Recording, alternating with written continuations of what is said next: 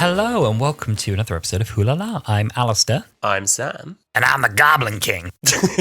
He's the Goblin King. He's the Goblin King. How are you doing, Sam? I am doing okay, considering the fact that I've listened to the Goblin song on repeat for the whole week. It says to me that you're not doing well at all. Mentally, that's how I'm doing. Sounds like a very dark place to be.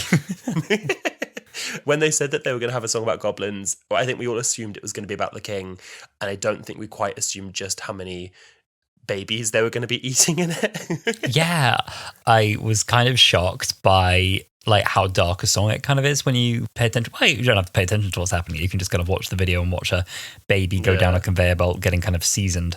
And it's like a really cute live baby as well. It really It's is. like They're just there like gurgling away. primetime Christmas Day viewing. I mean, this, I don't know if Call the Midwife is still on. If it is, they have to be quite careful where they place that. It might beat Mrs. Brown's Boys this year. Well, let's all pray. That it does. Yeah. Well, we might have Mrs. Brown's Boys viewers. And if you do enjoy Mrs. Brown's Boys, I'd be genuinely interested to know what the appeal of that is. Ha ha ha ha ha ha. Ha ha ha ha ha. Let's get into the last special of the 60th anniversary, The Giggle. I do feel like I'm kind of like wandering in the wilderness now, waiting for Christmas. I need my fix. After Christmas, it's going to be really quite dark, actually, I think, waiting for season one, sorry. That's going to be a very weird limbo. Yeah, I think that we're going to be so used, because I'm not particularly like sad that it's over, because I think I need some time to digest the episodes. And it's only like, 2 weeks, week and a half until the new special's out. But then, yeah, I think I've heard whispers of maybe like May when they're going to air the new season. So I think that'll be like a proper jump. That'll be pretty much a whole season of Wholala between the Christmas special and the new ones. God, so long. I don't want to wait that long. I don't want to wait that long. I don't want to wait forever. Oh my God. And then we'll have to wait a whole year for it. But we can tide ourselves over on that. Hopefully by then the toy manufacturers will have caught up and we can act out our own scenes. Exactly. And there'll be plenty of Wholala on the way, so everyone should be thoroughly entertained, especially us who will be producing that content. Absolutely, yeah. Yes, so this week we're, like Alice said, talking about the third of the 60th anniversary specials, The Giggle. Now, as always, it's so weird talking about a recent episode, but this aired just last week on Saturday the 9th of December 2023 to an overnight viewership of 4.62 million. It currently sits at an IMDb score of 8.6 out of 10 and a Letterboxd score of 3.9 out of 5. There were some very good scores, and I had a look as well at the sort of newspaper ratings, and they were giving out a lot of 4 and 5 stars, which I thought was very generous. 5 stars for this one, may I say? Well, you say that, but I've got this thing where, and I don't think it's nostalgia, because much as there was reference, which I'll talk about in our review, to nostalgia in this episode, I think it was pushing the boat with a lot of new stuff more so than leaning on the past, especially as much as I think people thought it would. And when we came off of it, off the back, we did another viewing party this week. We've done now 3 of our 3, which I want to say as well on the podcast, has been like some of the most special times I've had recently. It's been very nice. It's been so nice, and having like the same kind of group of people, some coming in, some weeks, some not, but having the same sort of group of people regularly coming and having like a reason to come together as friends over something you all like joint love, and even having people that don't particularly like have a close affinity to the show joining in. Like my housemate, who hasn't been to any of the viewing parties, joined us just to watch the last one, and she doesn't watch Doctor Who. She didn't grow up in the UK, and she loved it. She just liked, I think, riding off the vibe of everyone enjoying it, and it's been such a fun time. I, in the spirit of inclusivity and bringing the listeners in, I'm going to put your address online, so follow me at Alistair Gibbs on X, and I'll be tweeting the address at a random time in the night. Oh, please don't do that. No, but I was going to say, at the viewing party, once it finished, we were all riding, and like me and you spoke, we were like, oh my God. Riding! That was the best of the 3... Riding! We were like, that's the best of the 3 episodes by far. Like, that was like a 10 out of 10. Oh my God, that was amazing. I'm giddy. I'm this and that. And then, yeah, once I'd like sat with the episode for a day or so, I was like, okay, well, I have some critiques. Like, it wasn't a perfect episode. I still loved it. Overall, like, loved it. But I can understand why the newspapers the next day would be giving it 5 stars just off the back of it. Yeah. I found this such a weird experience. Like the way I felt watching it and the way I felt digesting it and rewatching it and really like asking questions about it and trying to work out like how would I actually rank this episode was really hard. I found it really hard with, I think, all of the specials to actually look at them objectively. All of them required at least one rewatch to really think about. Yeah.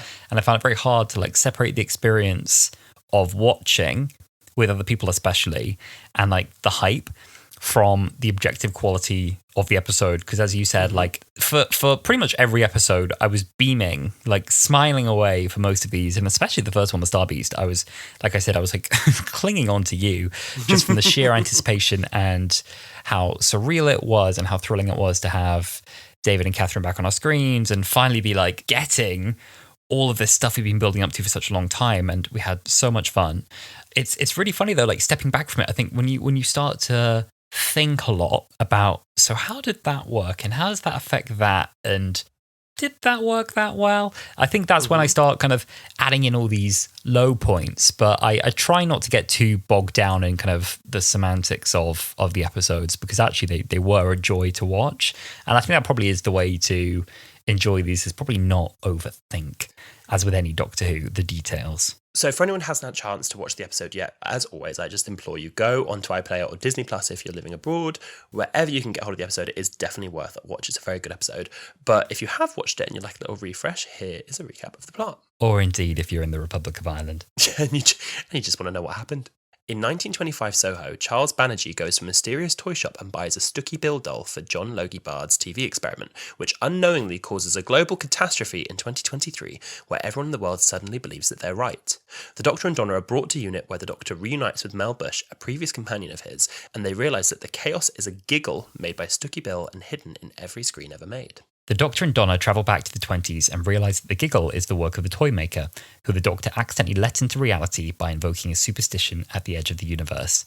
They're trapped in his domain and face various threats, including a puppet mammy and her 3 creepy babbies, and are shown a puppet show of the Doctor's previous losses, including Amy Pond, Clara Oswald, Bill Potts, and the Flux.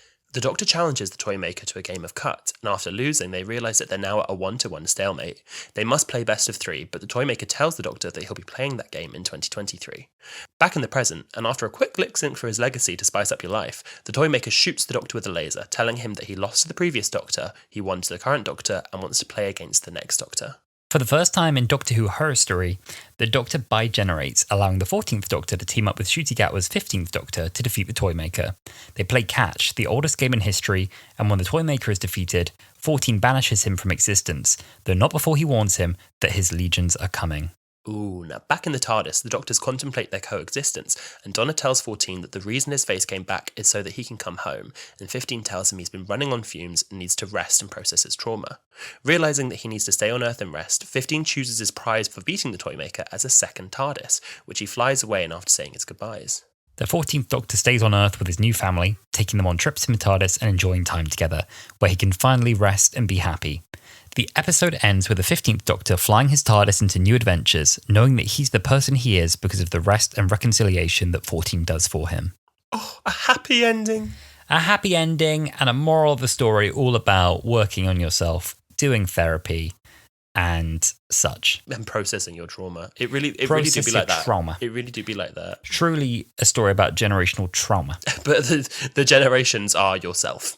The generation are you, your parents, and your grandparents who've been watching Doctor Who since 1963. Now, as we have with the last episode, we reached out to you on our social media and asked what you guys thought of the episode, and here's some things that you had to say. This one is from @_NickDraws. Oh, didn't Ncuti just glow? Passingly confused about what bigeneration means for the 14th Doctor still knocking about with his own TARDIS, but honestly I love the boldness of Russell making this move. Untrodden ground, the way it symbolises a real bookend moment for a new era. Yes, Sammy says, current, refreshing, not a second offbeat. Love RTD intentionally writing happiness and joy rather than trauma like we're so used to. And love him for. Ncuti shined in his scenes. Josh said, yes. Yeah. Well, Brad said, outstanding. Tom said, didn't love it, didn't hate it. Thought Neil Patrick Harris was flawless, really nailed the Toymaker and was the best thing about the episode. Felt like the last 15-20 minutes were so rushed and could have been fleshed out so much more, like Witchmaster went up against the Toymaker. @YGARTL said, loved the ep but not the bigeneration. Seems like a cop-out, like breaking up and then saying you'll still be friends. Yes, it's hard to let go, but a clean break is healthier in the long run. And not fair on your new hot boyfriend if you still have the ex hanging around. And OMG, he is hot. Let me reflect for a moment, if I may, on You may. the anniversary specials that we've been building up to for an entire year, which is bananas on Wholala. And here we are. It's all over. It's all finished. And we're into the new era of Who now, which is bananas. I guess the Whoniverse era, the 2023 era, RTD2 era, whatever it is. Yeah. We're here now, which is super cool. And this machine is not stopping anytime soon, which is a pretty wild thought as well, that there is like another decade of Who at least, secured, which is kind of bananas idea. Mm-hmm. I find it really hard to say, like, how do I feel about these episodes as a collective, really, because it's been like such an intense ride, I think, as a Doctor Who fan, which maybe sounds so pathetic to say, because they're just 3 hours of television, but them and everything around it, maybe it's just because we're new to like Who discourse and Who Twitter that it feels all the more kind of immersive, and that's what's so overwhelming about it, and as I say, I think when you've got all this kind of excitement around the episodes, it's hard to kind of just like see it for what it is, do you know what I mean? Mm-hmm. But that's part of the experience as well, isn't it? Is the kind of excitement and delight of watching these episodes and it just being a complete thrill when the theme tune hits and not knowing what's going to happen next and having all your ideas about what's coming. I think for me, overall, I'm going to hit the specials with where I've arrived is about a 7 or 8 out of 10, which I think is pretty good. When you say a 3.5 star, it sounds weak. When you convert that to a 7 out of 10, it's actually pretty good. This is why I always rate things out of 10, because any rating out of 5 that isn't 5 or potentially a 4 just sounds mean. It just feels mean. So my highs, I think, the headline highs, one is like the slick marketing and all the like social, that the experience that's been created, I think, around the show at the minute is exceptional and feels really, really, really polished. And I love that. Even, right down to that like gorgeous sculpture they had happening on the South Bank to kind of promote the regeneration story, all these things that are happening. There's just all this activity happening all the time, which feels really nice, that it just feels like we're just kind of surrounded by like all this lovely stuff that you can choose to engage with, like the other day recording again, the Goblin song was released today. And that created like a little like rush of silly excitement as well. And I think that's at the minute, today at least, number 1 in the iTunes chart. And it's like we said before, like one of our hopes going in was like, oh, wouldn't it be nice if Doctor Who had that real like cultural relevancy where like people who aren't so interested in the show are just picking up on things happening just to know it's like alive and well and kicking as a show. And it feels like that's really been achieved, that sky high excitement. Other things that were like super great, like the sets, gorgeous. The stories were quite accessible, I think, for casual fans. They were imaginative, they were whimsical, they were camp. They didn't take themselves too seriously. They went to places we haven't gone before. The 14th Doctor felt totally fresh. Donna got a happy ending, which I think was a genuine shock for everyone. And there was a real nice passing of the torch from the 14th to the 15th, from one of the most popular Doctors of all time onto the first Black Queer Doctor, which was so cool. Well, that's, I think, and we'll get into it when we properly dissect the episode, there's all this controversy around the bi-generation and why they chose to do it. But I do think behind the scenes, there is something to be said about we're going into a new era. Like, they're very clearly defining this not as New Who, 2005 to 2022. This is the beginning of a new era. And I think literally having, like you said, the passing of the baton from 14 to 15, as well as giving 15 and Donna a happy ending to like bookend that era of Doctor Who and say, okay, all this stuff's happened before. It's like when Ncuti was talking to David in the TARDIS, you've had all this trauma, all this stuff's happened. You resting and dealing with that allows me as the next Doctor to go and do what I need to do. And I think that is a really good way. Unburdened, exactly. I think that's a really good way of physically saying, that happened, we're not ignoring it, but we are going into a soft reboot where we probably won't be referencing it. My headline lows, I think, for the 60th that make it really hard for me, I think, to weigh up how do I feel overall.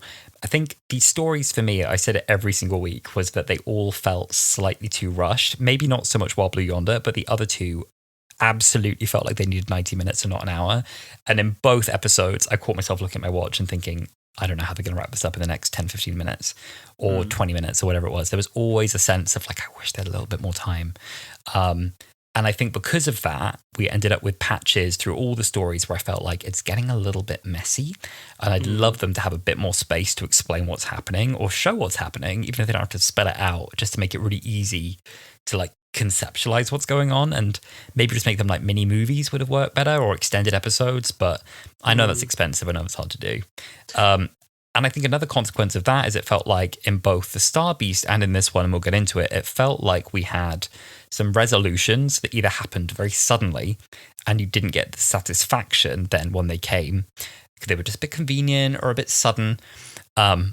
And sometimes they weren't explained well. Like, I didn't really understand the resolution. And I found that with both the Star Beast and with this one, I ended up going back and rewatching and thinking, I must have missed a line. There must be something in there I didn't get. And I'd watch it and I'd be like, I didn't miss anything. It just isn't there. I have to read between the lines or check what the fans said. And then you'll find out that the fans have got kind of like 10 different interpretations of what just happened, which is kind of okay, but kind of frustrating. So it's a tricky one. A consequence here as well that we've touched on is that these stories had so much hype around them. And that is because of this long build-up that was required for production to take off and happen. And I think the grand return of Russell T Davies set such a high bar and this long 18-month build-up that it's been very difficult, I think, as well, to kind of see things for what they are, because the requirement for that kind of payoff was so high. The way we judge kind of the flux versus the way that we're judging these specials, it's like we're using a different rating system. Like the way we judge a normal season of Who in full flow versus, you know, these anniversary specials is very tricky. So that's all I'll say about like my views on the 60th overall. No, that's fair. I think I need more time, to be quite honest, to give like an overall thought of what I think overall. I agree with you that I think that the hype definitely factored into how people enjoyed it. And I think it'd be interesting to go back and, dear listener, you're welcome to as well, if you go to our second ever episode of Wholala, we talk about the power of the Doctor right off the back of watching it. And it'd be interesting to hear how, like, maybe harshly, we certainly don't critique it, I remember. And if you do listen, I'm so sorry for the awful audio quality. It was only our second ever episode. But I don't think we really critiqued it. We were just like, wow, this is lots of stuff we liked, and this might have been silly, but it's a silly show. And I think now, just with the nature of having done the podcast for as long as we have, we kind of are a little bit more leaning into general critique of the show. And I think that these specials have had such hype around them that I don't worry so much about going forwards. I think, like you said, the great return of Russell T Davies was always going to be judged a certain way. But because they are filming Doctor Who so far in advance now, which they have to do to give them time to properly produce the TV they want to make, they're now filming, you know, series 2 of Ncuti's era. So we're not really worried about the set photos and stuff as much as we are looking forward to The Church on Ruby Road, which was actually filmed like a year and a half ago. So I'm not too worried about like hype in that regard. I think now the hype train's fully left the station and we kind of have like a base understanding of where we're going to go with this era. So I'm just excited to see what comes, to be honest. First thing I want to talk about was the whole Stucky Bill television plot. I love that they chose to do Stucky Bill. And watching the commentary and listening to the podcast, Russ was saying that the reason that he went for this storyline is because for previous shows that he'd worked on, he was doing research and learned himself about Stucky Bill. And it wasn't something that I knew about. And I love when Doctor Who, we say before that, you know, Doctor can play with history and like change things, you know, Agatha Christie never met a giant wasp. But I do like when it shows me things that I didn't know, and then it lets me go on and like research it myself. Did you do any research into Stucky Bill after this?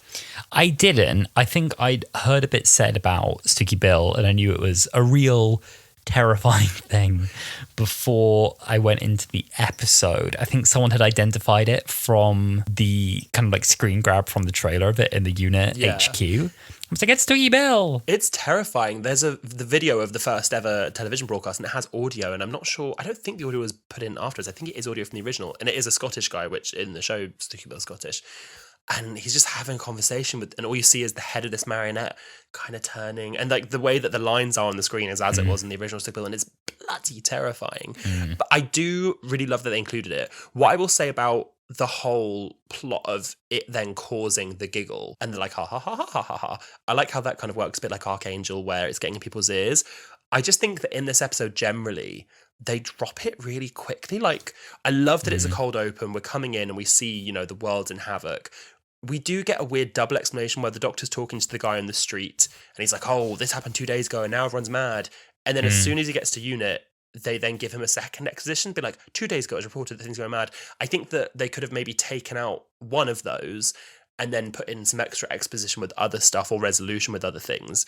But just generally as a point to this, it gets dropped really quickly, I think. Like, it's an awful thing until they go back into the past and then they never really deal with it again. Like, the second the Doctor goes back, I know they shoot down the satellite, which is apparently like amplifying this, but it doesn't stop the giggle. The Doctor says that didn't stop it, and they were going to do something with that memory stick that never ended up happening. And I just feel like, you know, from 20 minutes into this episode, they kind of leave that plot to the side, and I do think that was a little bit odd. Yeah, I think this comes back to resolving things a little too quick. So there's this whole like, where did it come from? Why did this happen? They go back to the 1920s and they find out immediately exactly why it happened because they get told, and then they come back to the present and they kind of immediately fix it by shooting down a satellite. And then there's the sad bit at the end as well about the consequences of it. And they're like, all those people down there who died. And it's like, well, we didn't actually see anyone die. We saw people kind of arguing. And we saw people kind of like, chucking chairs around. It's implied that a lot of people are dead because there's a massive hole in the shard and it's on fire. So I'm going to assume that an awful lot of people have died. Maybe the Doctor and Donna come back and someone's killed in front of them, and maybe that's what's really horrible. But then it's Doctor Who. That doesn't really tend to happen so much. But yeah, it's a funny one. Yeah, they did start sort of like coding this sort of like backup plan, didn't they? But then maybe that was a bit of a ditch solution until the Toymaker turns up and they realise they really have no choice. They have to play a game. There will be no other solution. I think that the only reason they probably included that, which I'm glad they did, is to highlight Donna and Mel's capabilities. And I do like that this episode, I'll dive into Mel a little bit more in a bit, but they both get a light shone on them to show like these are really capable people. Like Donna works out what the giggle is, that it's a music note, and then Mel, she's like, it's a classic arpeggio. Everyone knows a classic arpeggio. And it just felt very Bonnie Langford. I guess that was an excuse for it, but it did feel like, for an episode like you said, that did feel rushed at points. There were a couple things like the double exposition, like that memory stick thing, that didn't feel like they had to be there. So I'm wondering if that time could have been better allotted somewhere else. Yeah, I see that. I totally see that. I think it comes down to, wouldn't this have been a lovely 90-minute story for me? Or indeed a regular season's two-parter? I think that's the problem, is we're trying to almost do a two-part Starby story and a two-part Toymaker story, but cut really big chunks out to make it work. And I think that's led to a bit of a problem there with that. I want to say Unit in this is fab. I really like the way that Unit looks, feels, operates in these stories. I like their inclusion. I mean, they are so primed now for some kind of spin-off because they have opened the door for not only a really interesting setting, in that the set is gorgeous, the Unit tower is so intriguing. We have the robot, is it the Vlinx? Yeah, the Vlinx. I think the Vlinx is very much meant to be like, I could see it being like a kind of Mr. Smith of a Mr. spin-off. Smith, yes. Yeah. I really like that. I was like, of course they would have picked up a friendly alien robot along the way that helps them do calculations. And of course he'll go rogue at some point and they'll have to fight the Vlinx. But, it feels so set up for a really interesting spin-off. And you could have different agents who work in the field. You could have Janet Fielding come back. You could have Ace. You could have Yaz. You could have pretty much anyone you wanted who's earthbound at the minute, Martha. which is a good number of them. Martha. You could, and the pairings you could do. You could have Martha and Kate go out on a mission together. You could really do anything. Ugh. We could have Joe Grant and Martha Jones go out in the field together. We could do anything. The set, I think, is gorgeous as well. So the production designer working on Doctor Who at the minute is Phil Sims, and he is doing an absolutely stellar job. I don't think we said this before, but when he came up with the designs for the TARDIS, it was kind of called his impossible TARDIS, as in it was such an ambitious set design. It was like, can we do this? Can we not do this? And it came to life, and it was obviously stunning, as we now know. Yeah. And he's been art director on some amazing projects. That's what he did: Hitchhiker's Guide to the Galaxy, Captain America, Guardians of the Galaxy, Avengers, Star Wars, Mission Impossible. So not surprised at all that the interiors look as gorgeous as they do in this as well. So that, the TARDIS is amazing. The Unit HQ inside looks fantastic, and it doesn't look like a cheesy, underground base. It's actually like a bright, pleasant room to work in, with a nice view with a lot of nice windows. Skyline. Yeah, I was like, nice. I'd work there. Practical screens, good co-working space. I was like, this is nice. I'd work here. What's nice about it is I feel like what they've done with Unit so much, and I think the worst sort of perp for this was in the Flux sort of era. They would just, especially like Power of Doctor, I feel like they just found an office block somewhere, dressed it a bit, and was like, this is Unit. And then maybe they put like some frosted glass windows in, and they'd be like, this just a is modern Unit. Building. Yeah. Just a modern building. Whereas this, I feel like, was obviously you could tell it was a set, but it was so deliberately designed in the way that it was that I think that I could just completely see them, keeping the Unit helipad in the back of Bad Wolf and having this as the set for their spin-off. I think, like you said, it's perfectly set up. I love the Vinx. I just love that, there was a quick explanation that he invented the ZX, those armbands that stop you being affected by the giggle, and no real explanation as to why he's there beyond that. Yeah, why not? Why not? And I think that he's a perfect person to be included in a Unit spin-off. Yeah. People like Kate, I think Kate Stewart is one of the best inclusions of Doctor Who point blank and period. Yeah. And I think the way her character has been developed and grown, I love when she first sees the Doctor, she just immediately hugs him. Someone said like she immediately hugged him so tight he regenerated. Yeah. I just think that they really are building up for a unit spin-off, and I'm excited to see it. I would love to see it. And as well, like the way that they've done it in this episode, it opens the door really for like, you know, you've got all these other floors in this skyscraper. Who knows what else is there? You know, you could have, you know, maybe Martha's on, you know, she's out in the field somewhere. This is like Gold Command. You could have any number of characters who are out working on the same problem. And the way they gave Donna the job offer, for me, I'd assumed that was Donna's nail in the coffin. I was like, well, she's a goner now. There's no way she's going to be able to do this. And now the door is very much open for Donna Noble to return in Doctor Who, which I really wouldn't mind.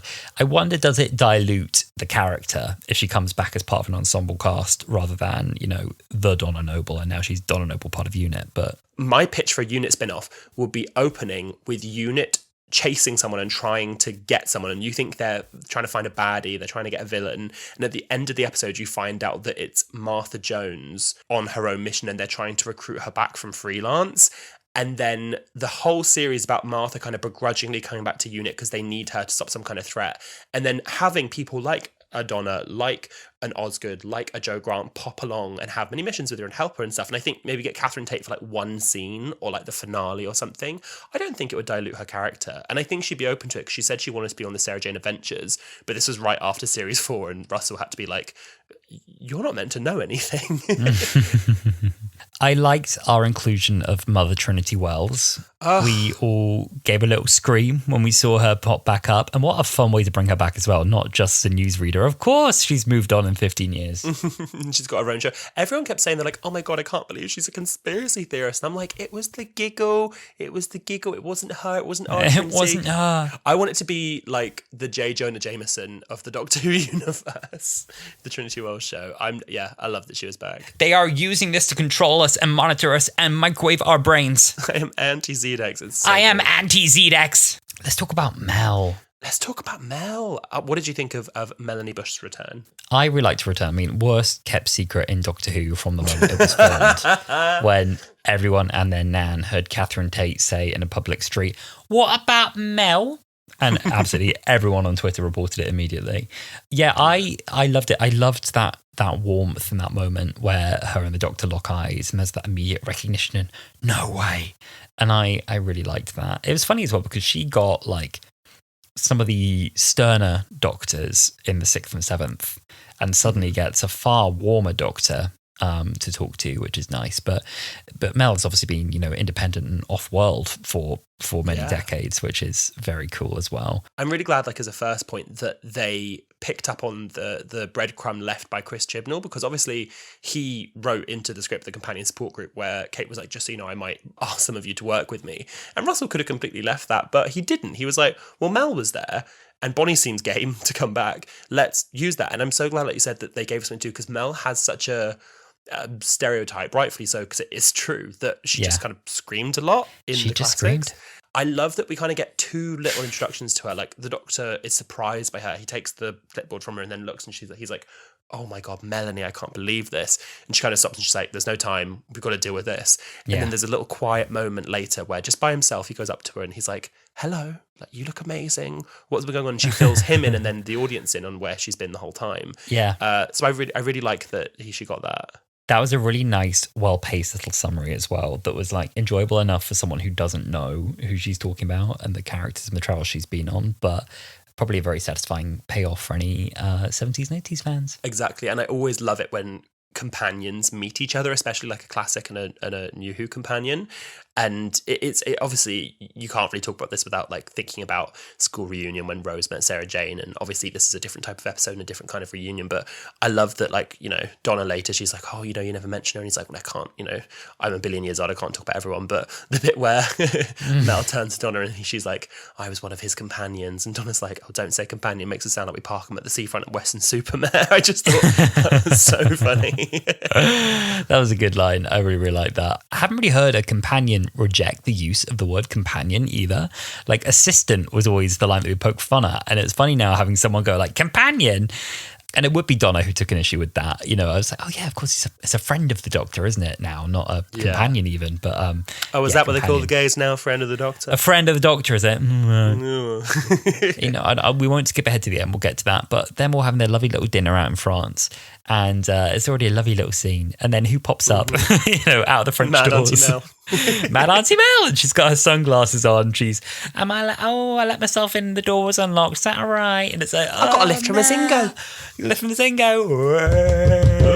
It's such a like believable family dynamic. And I thought that was just so sweet. Yeah, me too. No, I love it. Quickly speaking about, you know, Mel and bringing back people from classic Doctor Who, I just wanted to briefly touch on the callbacks in this episode, because this episode is chock-a-block, I tell you, with callbacks. And I think that's what they were really leaning into, more so than like cameos, even though, like you said, Mel, I wouldn't even consider Mel a cameo in this episode. She's just a full character of the episode. But rather than like slapping in a load of cameos, they lean into referencing a lot. And they've done it throughout all three of these specials. But I've got a little list of what they reference from previous callbacks to adventures in The Giggle. We get reference to the Archangel Network from Series 3. Oh, yes. Obviously, our Trinity Wells. Donna, when she's talking about the Toymaker not having logic, she recalls the Ood, Davros, the Adipose, and then the Daleks and the Reality Bomb. We get a couple of references to the Master, which I think is a bit of a weird addition, to be honest. It's definitely Russell laying the groundwork for something he's got down the line. And then obviously at the end, when 15's in the TARDIS with 14, he just lists so many different adventures from classic Doctor Who all the way through New Who. And we get a specific call out to Sarah Jane, who for the first time ever in Doctor Who gets confirmed to have died. Obviously we had Farewell Sarah Jane in Lockdown, which was written by Russell T Davies and read by Jacob Dubman. But yeah, this is the first on-screen confirmation that Sarah Jane has sadly passed away in the Doctor Who world, which I thought was quite emotional. And the way it's acknowledged is nice as well, where in a very human way, he's like, Sarah Jane is gone. Can you believe that? Like, isn't that mad? And it's like, I loved her. It's like, I loved her. We loved her. It was very nice. I liked that. Yeah. You're right. Those references were quite funny, though. There was a point where 15 was kind of rattling off, like, we've been through so much.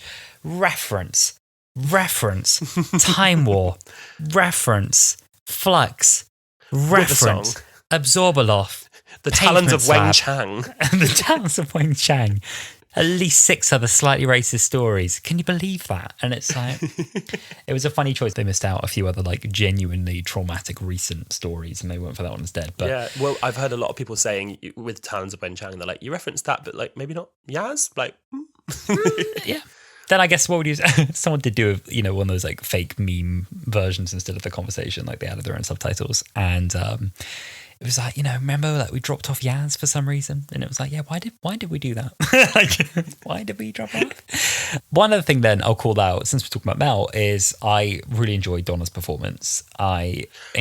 She was so warm and wise, and it's like the years have been very good to Donna Noble, and we're actually glad, I think, that she got all this time on Earth and that she doesn't want to travel with the Doctor forever anymore. It's obvious now that this is so much the better path for her. So even though she had those 15 years of not remembering all those travels, like this is now the best possible timeline, because she has money, she has a family, she has her beautiful daughter, she has her oddly supportive husband, and now she gets all those memories, but she doesn't want the TARDIS anymore. Remember when he's sort of taking off, he's like, right, I love you, but get out. I'm not doing that again.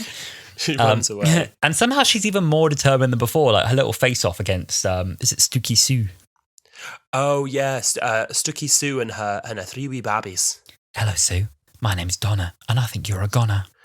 Oh, that was so good. That was so good. Get her again. Get her for me. I think overall, I'm so happy that they chose to bring Donna back, because they could have brought back any companion Doctor duo, but I'm so glad they brought Donna back, because she truly was one of the companions with one of the most tragic endings. And she's now ended Doctor Who now, like you said, with a job and family and her best friend. And I think that, like you said in this episode, she spends so long saying that she's useless, she's this, she's that. And I think that now, coming off the back of Wild Blue Yonder, she truly doesn't believe she's useless. She's like, I have these skills, I'm good at this. She was the one that worked out that the Giggle was a melody. She is the one that's apparently typefast anyone in London. And she, like, I don't know if you notice in the scene where Kate takes off the armband and she's like harassing Shirley, Donna immediately runs up to Shirley, because she knows that, you know, Kate's not doing it on purpose, but she just wants to like be close to Shirley. Yeah. And I love how involved she's getting in it. I love that she is the one. So like 15 is telling 14, you know, you need to slow down, you need to take a breather, you need to chill. And he's like hearing it, but like in denial, he's like, I can't do that, I couldn't do this. And Donna has to be the one to sort of sit with him and be like, no, you need to stop. Like even in the 20s, she's saying to him, you know, that you're running on fumes. Maybe your face came back because you're running yourself out. And I like that at the end, she's the one who like really brings the doctor home and like gives him what he needs. In a way, we could take issue, I think, if we were going to take issue with something. Though I think this is really splitting hairs and not fair, because I like their friendship and I like the dynamic and I like the care they have for each other. If I had a nickel every time a damaged David Tennant is kind of shipped off to a woman's house to be repaired over many years, you know, for him to work through his issues. So, I mean, that's something that maybe we shouldn't be like so thrilled about. One thing, just talking about Donna, I wanted to very, very briefly mention Bernard Cribbins. And I personally didn't love how they chose to sort of write him out the episode. Now, unfortunately, obviously, Bernard Cribbins passed away after filming his Wild Blue Yonder scene and wasn't able to film anything for this episode. And Russell had said that he'd hoped that he'd be well enough to film, and he wasn't, and that's just the way things fell. So, you know, there's no shade or ill will towards the production team, because I know they were doing what they could. I would have almost preferred if the episode opened with the Doctor and Donna like briefly being like, now we've dropped Grandad off, rather than do what they did, which is have the stand-in with the audio from series 4. I thought it was a bit odd. I watched it with my boyfriend and he was like, oh, so did they just not keep Wolf in this one then? And I was like, no, he's over there, look. And he's like, where? Look, over there. It's like, oh, he is there. And I was like, yeah, it's a stand-in because he didn't actually film this bit. He's like, oh, right, I didn't see him there. And I was thinking, yeah, I don't know why include him if we can't see his face. And then it's a reused sound clip. Go with the Doctor. And that was all we got. And I was like, So I mean, look, listen, Impossible One, like a really difficult situation. Really, really, really sad that he wasn't free. I know they wanted to do a lot more with him. And I'm sure there were places that Bernard Cribbins would have been, you know, stellar anywhere in this episode. Any more we could have got with him would have been a gift. So, you know, it is what it is. You know, like the way they did it wasn't jarring. Maybe, you know, he could have. The thing is, it looked like they were heading into the TARDIS together anyway. That's why I kind of just thought almost like, why didn't they just step out without him? I didn't think they sort of walked into the chaos. I thought they got back out the TARDIS again on the other side. They were hiding. In the filming photos, it looked like they were going into the TARDIS, but what they actually at the end of the episode is they're cowering like behind the TARDIS because something's exploding on the other side, like where the plane's crashing. I see. So they're like pushing him to like shroud him behind the TARDIS. I kind of wondered, especially with the Disney money, whether they were going to take a clip of him from Wild Blue Yonder and like comp it onto the face of the double and have like a kind of Hunger Games-esque moment where they do. I'm glad they didn't. Yeah. Oh no, I'm glad they didn't. I was worried they were going to, but I'm glad that they didn't do that. I want to move on to the Toymaker, but a quick thing that I'll say just while we were talking about that end scene with the Doctor's family, I did feel like it was weirdly tropey to write the one trans character as vegan and make such a big deal about like, what am I eating? Like, I agree. I said the same thing and I turned to my boyfriend and I was like, oh, of course they've made the trans girl a fussy vegan. And I'm like, yeah, like, sure, like, lots of trans people are vegan, and that's great. You know, like, but so are lots of cis people. Cis-hets are vegan, and so be. But I did think, like, oh, come on. Like, you know, first of all, it's like, are you going to assume the meep's pronouns? And then it was, what am I eating, Grandma? Oh, this is. But also, vegan? They outright say, oh, sorry, I muddled it up. This is the chicken. And she's not like, oh, God, I'm eating chicken. She's like, wait, then what am I eating? It's like, well, it's chicken. Like, I'm like, it was just like of one of the, like, 8 lines we gave Yasmini. One of them was complaining about not eating vegan food. I don't know, whatever. I mean, it wasn't the worst thing ever, but, you know, not too awfully. Let's talk toys. Let's talk about our toys. I've got a few thoughts about the toys. Give me your thoughts. First thing, I just want to say, little thing, I love that when the Doctor realises who the Toymaker is, we get that little superimposed flashy image of the Doctor and the Toymaker from the original story, and in colour as well, colourised like the Daleks' colorisation. I thought that was a really, really fun way to kind of like tell new audiences, because, you know, people like us, we know that, but tell new audiences like, oh no, so that was when they met in a classic story. And we do get a little bit of exposition from 14 later. I just thought that was really fun. I think Neil Patrick Harris is a very, very charismatic actor. I think he did very well in the role of Toymaker. I think that he was funny. He was quite creepy at points. I do think, and I'd be interested to talk to you about this, that the accent thing is interesting. Now, yes. in Unleashed, they talk about the fact that there are negative racial connotations with the original Toymaker. Obviously, that story was produced in the 60s, and there's a conversation about the use of the term celestial when calling him the celestial Toymaker, and the negative Chinese connotations that are related to that, and the clothing choices they made with the original character, and why they chose to update the character in the way they did. I completely give kudos to Russell. He is astutely aware of negative tropes that have happened in the past and ways that you can rectify that in the future, and I can only commend him on that. I think that is the way you have to be as a showrunner going forwards. But he says that he almost felt like he, I think, had to write an explanation as to why he was wearing that. And his explanation he went with is that the Toymaker kind of appropriates and takes things from lots of cultures. So in this, he's always changing accents. Sometimes he's German, sometimes he's French. And he even like wrote it in like an accenty way. Like he didn't write it in English and just say with a German accent. And but I just think it maybe to me it came out quite cringy, and I think maybe they could have cut it a lot earlier, like done that at the beginning, but then when he talks to the doctor, talk in his English accent, because Neil Patrick Harris, who's American, does a very good English accent. And there are a few moments when the Toymaker is speaking in his quote-unquote real voice, and that is English to the doctor. So yeah, I think maybe that went on a bit long. What do you think? I think that it's one of those things that it's like, it's not the first time this has happened. It's almost like the explanation makes a reasonable decision sound suddenly worse has happened. Where something with really good intentions has been done behind the scenes, and we're given like a little bit too much candor about why that decision was made. And then you go, oh, that's an interesting way of thinking about it. I see why you did it, but I don't know if I love it. And that explanation, which can be read, if I was being really cynical, as like, well, he appropriated, Chinese culture in the 60s, so we thought we'd make it like kind of less bad by still appropriating culture, but now it's like German or it's still like a comical xenophobic German, but that's fine. I don't know. It was a funny one. I feel like it could have been like there for like a bit, for like maybe like the first section when we had extended dialogue in mein Herr Doctor. I was like, oh god, okay.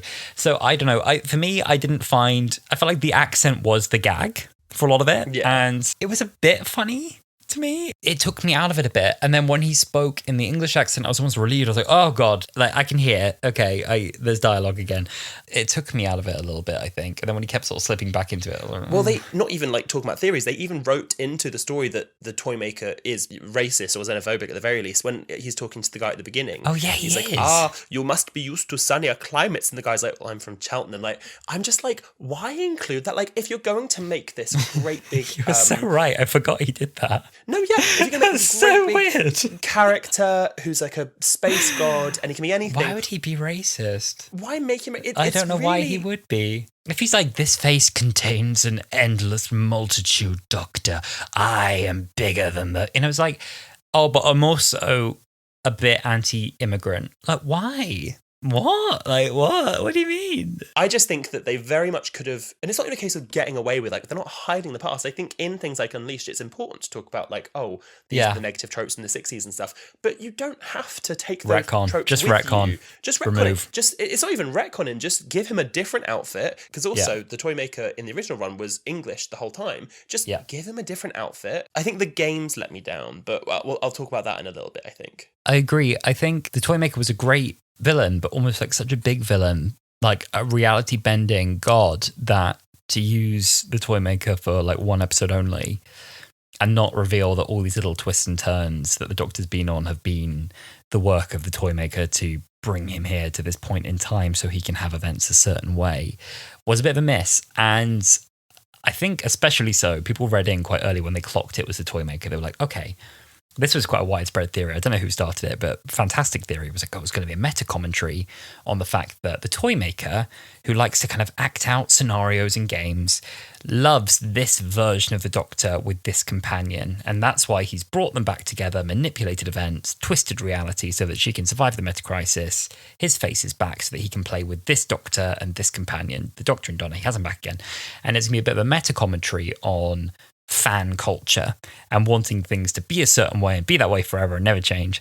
And, it was all going to be about like letting go of the past, moving on, embracing the new, and so on and so forth. And the Doctor coming to terms with his death and so on and being fine with it, moving on this time, accepting change.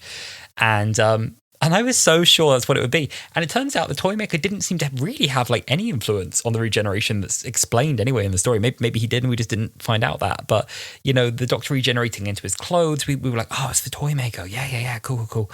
That didn't have anything to do with it. It seemed to be that the Giggle was the thing and just wanting to play 2 more games. And those games in question were a little bit boring. Yeah, no, exactly like you said. I spent the whole time, ever since we saw Jodie regenerate, thinking, oh my God, this is wrong. Something's up. The Toymaker's meddling. Because we knew the Toymaker's coming by that point. I don't think it had been officially announced, but we knew. And it really bugged me after the bi-generation, which we'll talk about in a little bit, that, you know, especially after Ross made such a big thing about being like, oh, I don't want to come across transphobic, so I don't want to put the Doctor in women's clothes because then that'll be taken out of context. So it was never a question in my mind the Doctor was going to regenerate clothes. That when they do the bi-generation, Ncuti doesn't bi-generate into his own outfit. They literally split the clothes, and Ncuti, I know I'm wrong, it's a gorgeous view, but Ncuti then spends the whole episode in his pants. And I'm like, oh, that just makes it even worse that you like going on about it so much. Like you said, it's like you do something I understand, but then you explain it and you make it so much worse. Yeah. Say less. No. Just like you said as well with the bi-generation. So there is a line. Oh no, I clocked it in the rewatch because the Toymaker seemed surprised by the bi-generation. So I was like, oh, I guess he didn't make it. But then when the Doctor challenged him, David Tennant's Doctor said something like, well, you did it. Like to the Toymaker, he's like, well, this is because of you. And I'm like, but how? Like, is it because he shot him with the laser? Like, I feel like not everything needs to be explained to a T, but there needs to be some kind of explanation. I think it was you caused me to regenerate, which caused this unintended outcome. I don't know. So it's kind of you, but it's also not. You didn't literally split me in 2. The games were a little anticlimactic. I like the idea of like the Toymaker will always kind of play by the rules, and therefore like any game, no matter how simple, will be played fairly. And so you don't need to pick a really elaborate game. You can just pick, you know, simple game of, you know, you could choose Snap and you could do Uno. You know, Uno. That'd be really funny. Do Uno with the Toymaker. But the catch sequence didn't thrill me because I knew they'd win. But it was almost like a game as well. It didn't really like feel like it took advantage of like 2 of them playing it because they kept like almost like throwing it in a way that made it really hard for the other one to catch. And they just kept getting lucky, like, oi, you're meant to be on my side. Oh, sorry. And the winning throw, I mean, the things the Toymaker as well can do anything. Like warping reality, he can like teleport, he can change his body and change his physicality. Like, I guess in the spirit of not cheating, he constrained himself to a human body that can move in a human way. But I mean, he could have chucked himself off the building to catch the ball if he wanted to and grown wings. You know, he could have done anything. Wait, I thought he could have like missed Fantastic, stretched his arm or something. Yeah, exactly. So I was a bit like, I guess that's cheating. I don't know. Yeah. So I don't know. It was okay. It was just like a bit of a, you dropped the ball. Yeah, for me, and I mean, I am far from Mr. Russell T Davies. However, the way that I would have written it is, I think that the game of cut was quite simple, but that worked well because at that point we knew that wasn't going to be the end of the story. So we were just trying to get from A to B. We were trying to get them out of the 20s and into the present. And the game of cut was so simple. And I quite liked the Doctor being like, oh, okay, you won this one, but I won the last one. So now we have to play another game. I think that there needed to be an element of outwitting the Toymaker. I agree. I totally agree. Have you watched the episode of the original Toymaker? Yes, and that whole thing is about, you know, it's a bit of a naughty trick, but it's outsmarting the Toymaker at its own game. Exactly. But I think that there needs to be some kind of element that was like it, not just an outright game. I think there needs to be like even a fake out where like maybe they drop the ball and they think they've lost, and then something happens where they're like, oh no, actually we won. Like we just needed something because all that was, it was like, we're going to play a game of catch, and then they played a game of catch and they won the game of catch, and then this big, you know, Toymaker villain got defeated, and he was like, oh well, my wish is that you disappear, and he's like, okay then, like, you know. Well, them's the rules. I felt like he didn't like do anything that was like especially the Doctor's skill set either. I guess we've seen the Doctor throw a ball really well before in the Family of Blood, Human Nature. That's maybe a bit of a time maybe that's another callback, but it didn't feel like like the Doctor's true power is meant to be their intellect, and that maybe wasn't there. I mean, almost for me, if I was to write Doctor Who, thank God I don't, it would be a mess. I'd be terrified to bring back the Toy Master because I wouldn't know how to write a story that has a satisfying conclusion that involves kind of outwitting and games, and, you know, I wouldn't know how to do that. So you'd think that in bringing back that kind of character, you'd have some really clever solution for the last bit. And it feels like, you dropped the ball. doesn't quite satisfy that. And we did get a lot of setup here as well, but all in kind of very similar kind of throwaway lines like, oh, can't wait till I tell the boss. Oh, I wouldn't dare fight the one who waits. Oh, my legions are coming. Do you know what? I mean, I've got a lot. I was saying in my notes for this episode that a critique people get for the MCU is that they spend too long focusing on setting up future stories rather than properly doing the story we're currently on. And not that people are saying they're doing that, but I could see them coming in direction. Do you want a quick list of everything that we got teased in this episode? Go on. Knocking down a South Korean satellite and having international consequences. Oh, yeah. That happened. The One Who Waits, which the Toymaker says that's somebody else's game. Mm-hmm. Triad, the computer system that they're using in Unit. And we know from set photos that Triad is going to be something that comes up a lot in the new series. Yeah. The Legions of the Toymaker, which I thought was quite funny. He ends just before he dies saying, "My legions are coming." And I was like, did you call them before? Like, what's up? Why are they coming? What's going on there? And then the Master with the gold tooth, where the tooth falls out, and then someone with red nails. I was like, oh, come on, Russell. Like, you just did this. You've done that one. The exact same thing again. Leave it be. It's funny, Sam, I'll criticize you here. You said you wanted them to complete a few references. Was that too reference for you? I did like, though, that someone commented that when they pick up the ring, you hear, I believe, every single Master's laugh, like overlaid over each other. So you can even hear, I think, Delgado's laugh and then Missy's laugh in there. And it's a big giggle, one might say. Yeah. Another quick point is that the Toymaker's domain was a huge amount of fun. We didn't really talk about it, but the puppet show I really enjoyed, and some people getting annoyed, like, why wasn't so-and-so in it? Why wasn't so-and-so in it?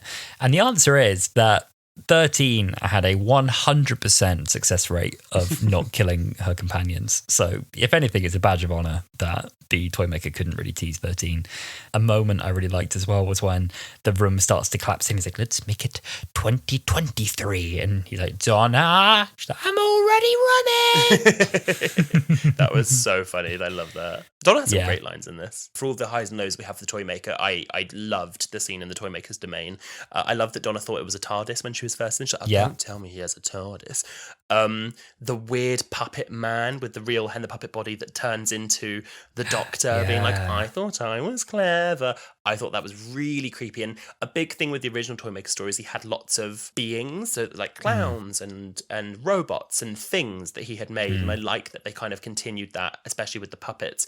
And like you mentioned earlier, Donna versus Tukisu and the Babbies was so creepy. We were all watching it. Amazing, and everyone in the room was like, oh no, and the babies come down from the ceiling like spiders. And I love that it ends with Donna just absolutely, like in the original one, Dodo battering them. Dodo becomes friends with them, and she like relates to them and she has conversations, and Donna just absolutely smashes it against the wall and says to the Babbies like, you got anything more? Like, really good. You got a nice little reprise of Donna's theme as well as she kicks the living daylights out of these little babies. And good for her. Right, we better talk about the bi-generation, because we've been holding off for a while now. Bi-generation. It's And also, we're not going to stick it, but Spice Up Your Life with Campus Tits. Loved it. Oh, it was. Look, we don't have time today. I actually have a bit of a critique to make about that scene, but I'll leave it for another day. So finally going to talk about the bi-generation. There was a quote I saw online, which I feel like is a little applicable here to at least this episode, but I fear maybe some past episodes as well that we watched as children and didn't critique at the time, which is, I feel a lot of RTD stuff gets high grades initially on excitement, then downward once people realize how little it actually hangs together well. And I fear that this is a sentiment that I felt echoed amongst friends who are much more casual viewers, who were like, I enjoyed watching it, and the more I thought about it, the less I liked it. And for me, with this episode, that was strongly my experience. This is me speaking my truth, is that when I watched it, I was like, amazing, won't hear a bad word about that ending, 9 out of 10, best one yet. And then the more and more I thought about it, 2 days have passed, and I'm like, I've watched it 2 more times. Some bits aren't sitting so well with me.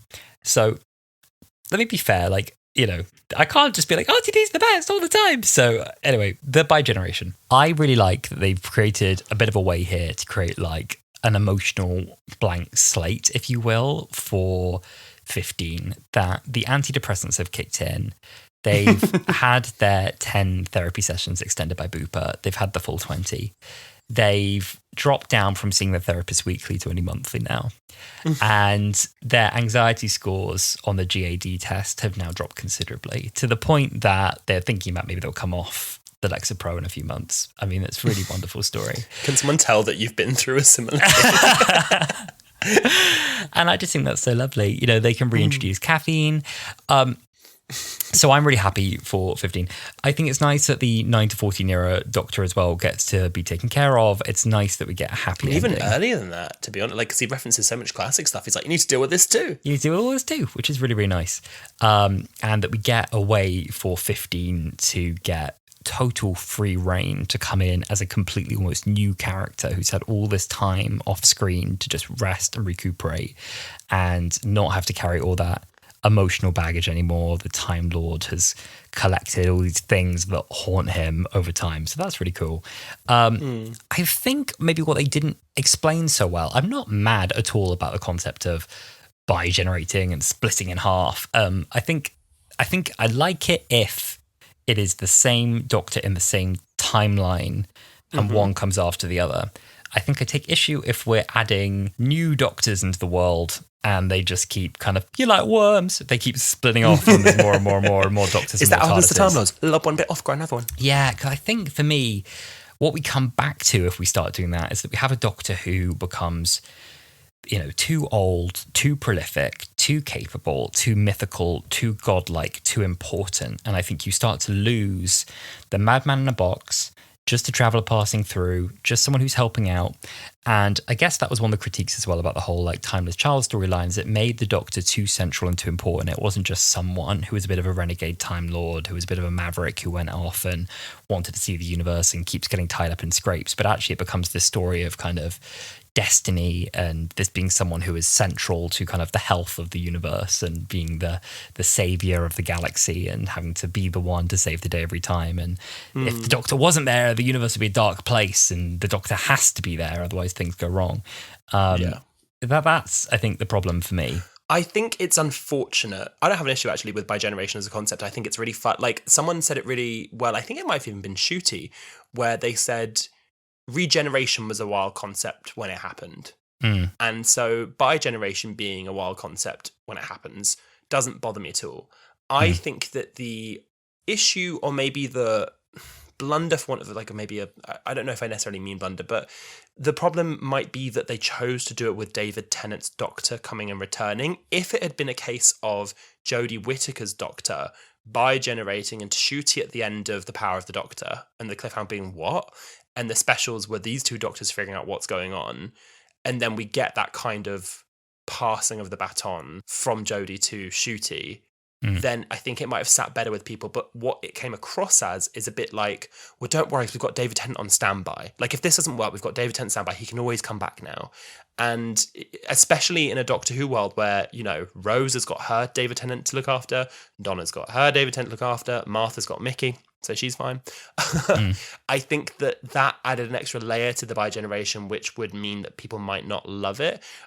There's a lot I did love about it. I loved the reason that, you know, he had to regenerate. I loved that, like I was saying earlier, the line, I played the first game with one Doctor, played the second game with this Doctor, therefore, by your own rules of decreed, I'll play the third game with the next Doctor. Yeah. That was quite fun. And I was getting emotional when he was about to regenerate and when Donna and Mel were like the handmaidens and Donna was like, you can do what you want to me, but I'm going to be with him by his side. And Mel was like, me too. And they were holding his hands. And I genuinely was getting like a little bit choked up at that scene. But then for me, the emotion immediately left as soon as the bi-generation started. And they were like, oh, hold on, pull. I did think it was an amazing shot. The shot they do with the camera on the rig over the shoulder and like behind that the shot. doctors. It's a gorgeous shot. Gorgeous shot. But yeah, I like the idea that the Doctor needs to rest and reset to allow the next Doctor to do their own thing. And I don't necessarily agree with the critique people were saying that the 14th Doctor was taking away from, you know, Ncuti and was overshadowing him, because I think all it meant is that it gave us more Ncuti when what we would have. I don't think it does either. I don't feel like it overshadowed it. No, yeah, we would have just gotten one scene with Ncuti at the end and we actually got like 10-15 minutes of him, which I loved. For sure. But I think that the issue lies in the fact that it was David Tennant's Doctor passing over to Ncuti and not necessarily Jodie's Doctor. I think that's maybe what people might have had trouble with. And that is where I have another issue. Let me say that. I thought that too. On reflection, I think it's wonderful we got David Tennant back. I think it's lovely that David Tennant is so willing to come back and has so much goodwill for the show. And I think he is a lovely man. And I love his Doctor, and I love the 14th Doctor. It feels a little off to need David Tennant to pass the baton to the next Doctor.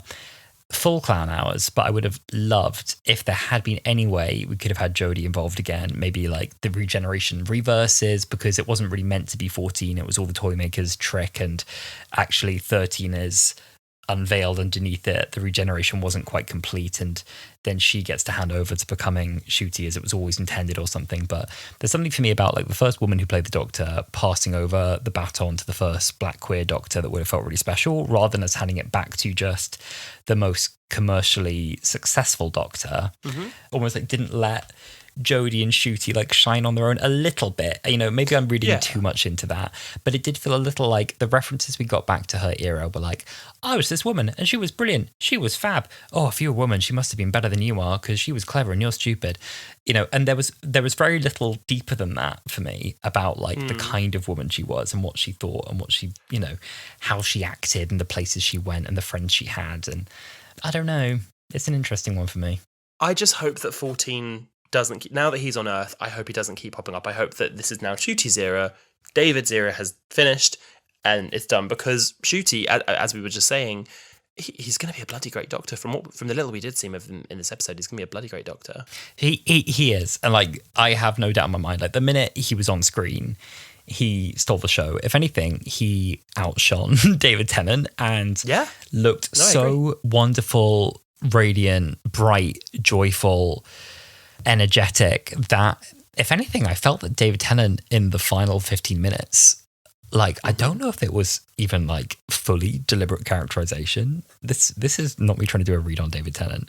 But when she started saying all this about you've been staggering, like you are on fumes, you are skinny. I was like, he doesn't look well, does he? Actually, I was like, he doesn't look very well. Well, that's probably why they left it up. Because I was wondering why they left him with the 5 o'clock shadow the whole time. Because his doc never had that. And then suddenly I was like, is this just something I'd missed the whole time? That he looked kind of like, you know, oh, he needs a shave and he needs a bath and, you know, the hair's getting a little... he's been wearing the same suit for 3 adventures. Him and Donna are both stonking. I do, if they are ever going to bring David Tennant back, think that we need a moment to see him regenerate into Ncuti becoming the bi-generation in this moment. But maybe, I don't know, maybe that's just my head. But that, I think is the one frustration for me out of this is like, okay, how does 14 die? Maybe that's not important, but when 14 does die, do they vanish and appear at the point of regeneration? Do they keep going and become someone else? Because fans seem to be really conflicted on what they believe has happened here. People think he might be the curator or turn into Tom Baker. Well, I mean, no. Like, come on now. Come on now. You know, it's like, does the TARDIS also vanish, or is it a second one? Like, I logistically find this frustrating to not understand how that happened. I don't like that we're not told. My headcanon is that when Ncuti whacked the TARDIS and got a new TARDIS, he was pulling that TARDIS from its future time stream. And Russell has confirmed in the commentary, he said that is the same TARDIS. And he said, in a future episode, you will see something that will prove to you it's the same TARDIS. It's not a copy, it's not a duplicate. So what I think will happen is when 14 is finally ready to die, he will burst into regeneration energy. The clothes he's wearing will flop to the ground and he will suddenly become Ncuti, where Ncuti was like, oh my God, I think I'm me. I really think I'm me. And that's him remembering. He's like, I know this bit. And I think that the TARDIS itself will fade away to the point where it was pulled from its time stream. So that's my thing. I feel like the 15th Doctor and his TARDIS were pulled from a future point in their time stream to be where they needed to be there. And I don't believe that the 14th Doctor gets to just live his life and regenerate and go on. I think that's true as well. I just wonder, of the like 7 million people who watched it at the weekend, how many people will get that arrived there. I don't know. It just makes it that bit harder, doesn't it, to explain to a new fan. Yeah. It's an interesting thing when you're trying to wipe the slate clean to immediately beforehand introducing that complex. Yeah. I feel like, as we said earlier, there's a lot of maybe clumsiness at points in these specials. And I think the lines, I can't really talk about Ncuti without saying about the line that Donna says as soon as they regenerate. It's a really weird, like she goes, do you come in a range of colours? And why include that line? Like even the little things like when, and I'm really glad they're doing it, Ncuti's TARDIS is wheelchair accessible. The front of the TARDIS pulls out into a ramp, but 14, like, you know, we as the audience get that, and seeing Shirley's reaction, we understand what's happening. But the 14 goes, oh look, wheelchair accessible, and like turns to the one woman in the wheelchair and is like, look at this, wheelchair accessible. And it's like, you don't have to say that, like it just feels clumsy. Yeah, there's I think a lot of like good intention behind things, but it felt like there was a few points. That was one of the lines I was thinking of. There were definitely lines in the Star Beast that felt like this should have been picked up. Like in the editing process, looking at the scripts, someone should have looked at this and said, There was another little tiny bit I really didn't like in this one either, where the Toymaker's like, humans, that's what you do. You tweet and you type and you cancel. And I was like, not cancel, like not like cancel culture. Like it just was another, it was like you woke humans. Oh, you woke humans and you cancel each other. And that slightly cringed me as well. It's going to have dated it in the same way that a little bit. Other episodes will be dated. It made me think, I'm glad that going into a full series, we're going to get a bit of a diversity of also like younger writers, female writers, simply writers from different backgrounds and perspectives as well. The final thing I'd say about the writing, I guess, was that some of the message was a tad on the nose, you know, suspicion around screens. We're all on the internet all the time. It was like a very surface level Black Mirror type thing. Our worst nature is only under the surface. Sometimes humans are the villains. I was like, oh, yes. Social media making things worse, you know, kind of a bit of a satire about social media, all of that. Cancel culture kind of getting a bit of a nod in that. Disinformation getting a bit of a nod. But again, you know, in a condensed story, not a lot of space to kind of explore that, I think, with a lot of depth. Maybe that's setting up more of a theme for the next series, but I don't think we got to kind of look at any of those themes in a huge amount of depth in this one. I mean, for me, I still give this episode a high ranking. I enjoyed it. I thought it was a lot of fun.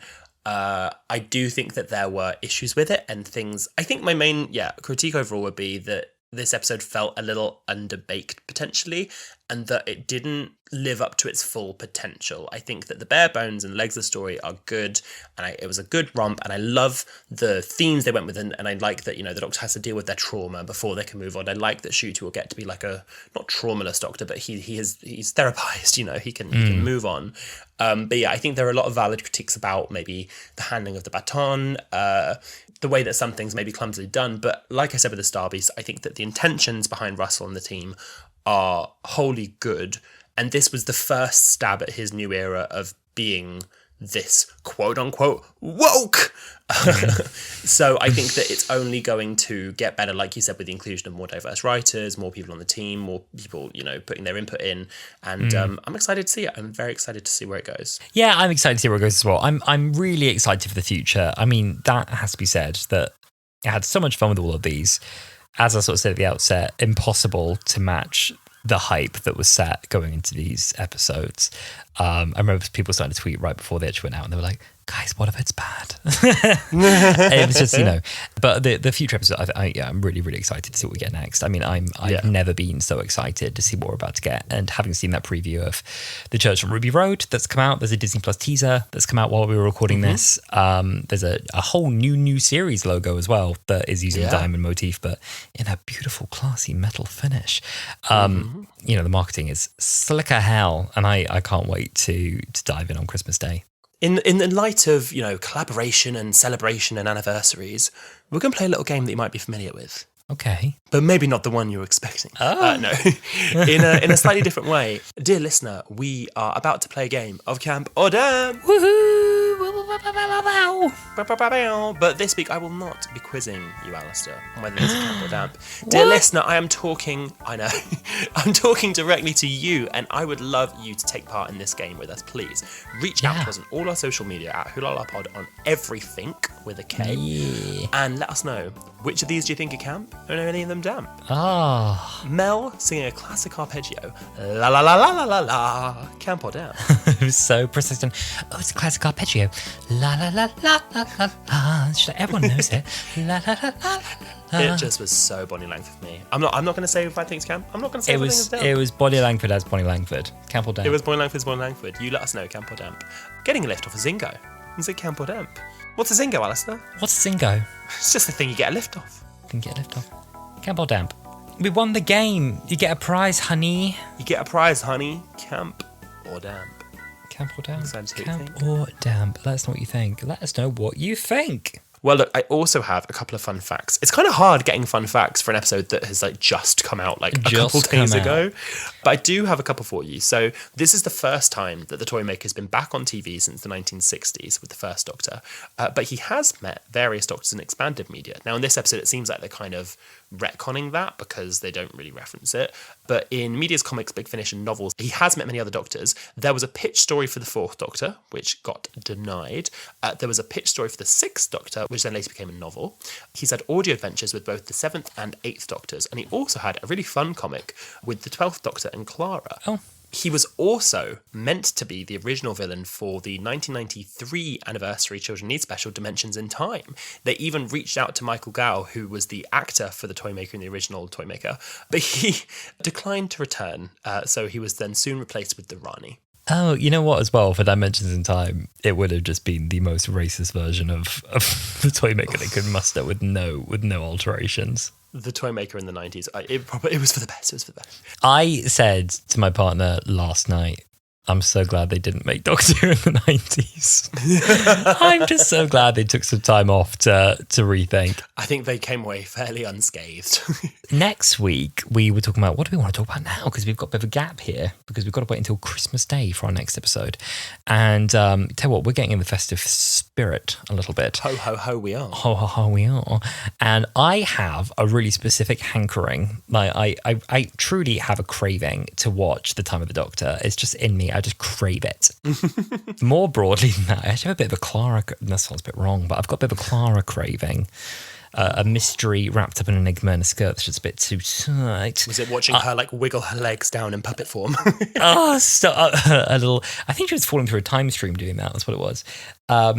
Yeah, I'm really, really keen. So I think next week what we're feeling is doing a little look back at a Christmas episode, specifically The Time of the Doctor, also another regen story, and also it might satiate some of the Matt Smith fans who were hoping that we'd see him back in Wobbly Yonder and very sadly did not see him there. The Matt Smith Yonder. Matt Smith Yonder. Yes, exactly. So we will be watching The Time of the Doctor, the 2013 Christmas special, next week on Wholala. So prior to that, please reach out to us on all of our social medias and let us know, what did you think of this episode? You can find us on X, the app formerly known as Twitter, Instagram, TikTok, and Threads, all of which are at Wholala Pod. And you can also recap old episodes of the podcast on our YouTube channel, which is also at Wholala Pod. Yes, and you can help us with algorithms and such by following the podcast wherever you listen to your pod and get notified whenever we post a new episode. And you can give us a rating as well. That really helps. If you want to give us a high rating of at least 5, I'd recommend stars, that would be fantastic. That's just my recommendation. Exactly. Well, thank you so much for listening to this episode. Thank you for joining us on the 60th anniversary celebrations, and we look forward to seeing you next week. We'll see you soon, my darlings. Bye. Bye.